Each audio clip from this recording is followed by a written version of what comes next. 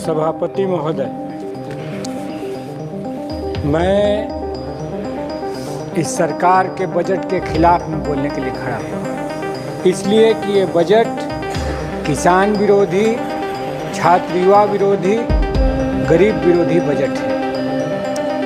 Budget ने जो पिछला चुनाव हुआ उस चुनाव के जनादेश का उल्लंघन किया है, उस जनादेश को पढ़ा नहीं और बार बार झटका लग रहा है। उस चुनाव में भी झटका लगा, फिर भी ये बजट उसी तरह का पेश किया गया है। अभी हम थोड़ा सा एक आंकड़े की तरफ जाना चाहेंगे। लगातार कृषि बजट घटता चला गया। किसानों के खिलाफ ये है 19-20 में 5.44% था टोटल बजट का,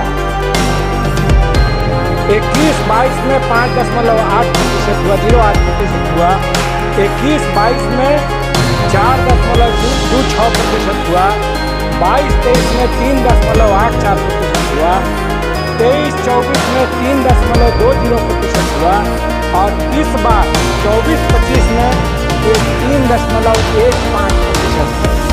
तो लगातार डिक्लाइन लगता है। जैसे बैठ करके कॉरपोरेट घराने इसको कैलकुलेट करते हैं कि कृषि को लगातार पीछे ढकेलना है।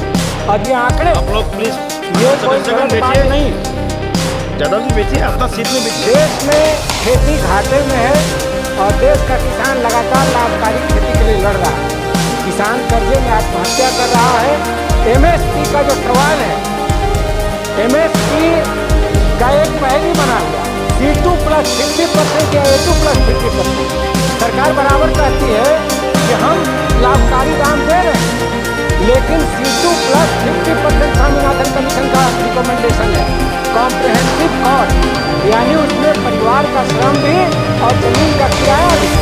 इसलिए खेती को लाभकारी बनाइए।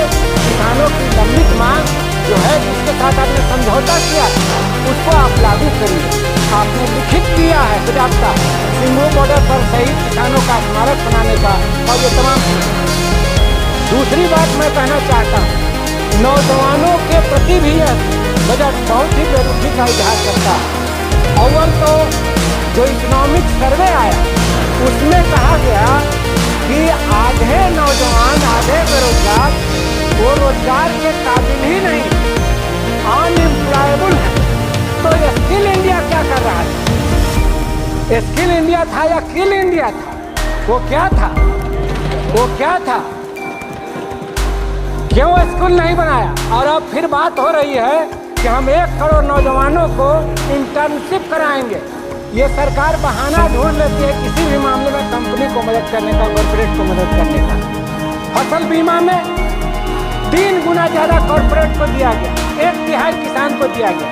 और इसमें भी 500 कंपनियों को आप जो इंटर्नशिप के लिए पैसा देंगे तो बेरोजगारों को कम देंगे, कंपनियों को ज़्यादा देंगे।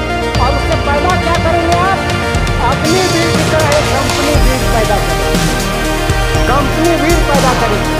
और फिर ये जो 1 करोड़ नौजवान कुछ दिन इंटर्नशिप लेकर के लौटेंगे देहात में, ऐसे दिए आप कम वेतन पर इंटर्नशिप के जरिए आप कंपनियों की सेवा उनसे करवाना चाहते हैं।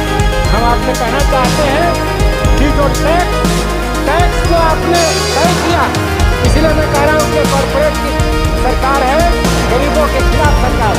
टैक्स में आप जो 60% आम आदमी है उससे आपने 60% टैक्स तय किया है। और जो रिच हैं, सुपर रिच हैं, उनसे आप मुश्किल से 2% टैक्स लेते हैं। तो कैसे स्वास्थ्य और शिक्षा पर खर्च होगा? कैसे OPS लागू होगा, ओल्ड पेंशन स्कीम? कैसे विकलांगों को, गरीबों को 3,000 प्रति महीना मिलेगा सामाजिक सुरक्षा पेंशन? आप सुपर रिच को लगातार छूट दे रहे हैं। और हम आपसे कहना चाहते हैं कि अपने क्षेत्र की कुछ मांग रखना चाहते हैं। बिहार के विशेष पैकेज पर चर्चा जो चल रही है लगातार, इस सरकार ने विशेष पैकेज नहीं दिया। मैं उस समय बिहार विधानसभा में था जब झारखंड के साथ बंटवारा हुआ था। बिहार 450 करोड़ के डेफिसिट में था और झारखंड 2700 करोड़ के बेनिफिट में था। इसीलिए विशेष राज्य दर्जे की मांग उठी थी। उस समय Advani ji deputy prime minister थे और बिहार से सर्वदलीय शिष्टमंडल आया था मिलने। थी और उस समय ये मांग उठी थी। आज इस सरकार ने विशेष राज्य का दर्जा नहीं दिया। और जो 3 सवाल थे महोदय, 1 मिनट, ये बहुत क्रूशियल क्वेश्चन है, इसलिए 1 मिनट समय दिया जाए। जो क्रूशियल सवाल थे, इंटरनेशनल बॉर्डर से पानी आता है, बाढ़ में डूब जाता है बिहार, क्या उसका उपाय हुआ है? हम तो समझते हैं कोसी हाई डैम बनाने की बात थी, नेपाल में वो हाई डैम बनना है, सरकार ने उसके लिए कुछ नहीं किया। दक्षिणी बिहार में जो बिहार के सिंचाई की कृषि अर्थव्यवस्था की रीढ़ थी, सोन कैनाल सिस्टम जो अंग्रेजी राज में बनी थी 1874 में, उस पर इंद्रपुरी जलाशय बनाने की मांग है, वो आज तक सरकार ने कोई पहल नहीं किया है। तो सिंचाई का व्यवस्था भी खत्म और बाढ़ नियंत्रण का भी मामला खत्म और गरीबी मिटाने का सवाल भी खत्म। बिहार में जातीय जनगणना हुई।